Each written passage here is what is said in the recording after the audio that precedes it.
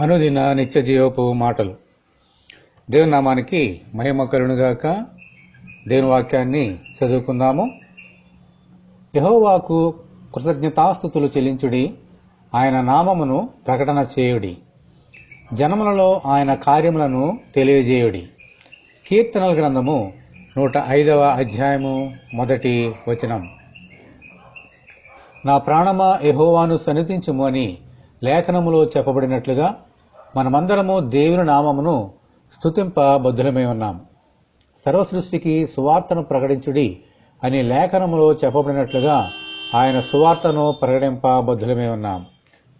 భూ దిగంతముల వరకు మీరు నాకు సాక్షులే ఉందురు అని లేఖనములో చెప్పబడినట్లుగా ఆయన చేసిన ఆశ్చర్య కార్యములను ఇతరులకు చెప్ప బద్ధులమై ఉన్నాం. అయితే ఇవన్నీ మొదట చేయవలసినది, ప్రారంభించవలసినది దేవుని మందిరంలో. అక్కడ ఈ సంగతులు నేర్చుకున్న తర్వాత బయట ప్రపంచంలో ఈ కార్యాలు చేయగలుగుతాం. అప్పుడే మన ప్రభువైన యేసుక్రీస్తుకు శిష్యులుగాను సాక్షులుగాను ఈ లోకంలో జీవించగలుగుతాం. దేవునికి స్తోత్రము. హల్లెలూయా.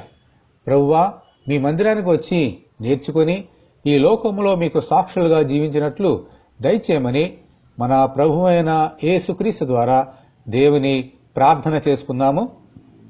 దేవా, మీ కొందనాలనైనా భూదిగంతముల వరకు మీకు సాక్షిగా ఉండాలని మమ్మల్ని ఎన్నుకున్నారు. ప్రతి విషయంలోనూ ప్రభువా నీకు స్తోత్రములు చెల్లించమని కూడా మాకు నేర్పించారు. దేవా, నీ కొందనాల స్తోత్రం తండ్రి. ఇవన్నీ నీ మందిరంలోకి వచ్చి నిన్ను ఆరాధించి నీకు స్తోత్రం చెల్లించి నేర్చుకొని బయట ప్రపంచంలోకి వెళ్ళినైనా అలాగూ ఇతరులకు ప్రకటించినట్లుగాను, మనుషుల మధ్య నిన్ను స్తుతించినట్లుగాను, నీ మందిరానికి వచ్చినట్లుగాను సహాయం దయచేయండి.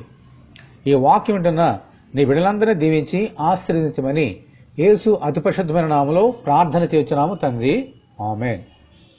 మన ప్రభు అయిన యేసుక్రీస్తు కృప మనకందరికీ తోడేయునుగాక.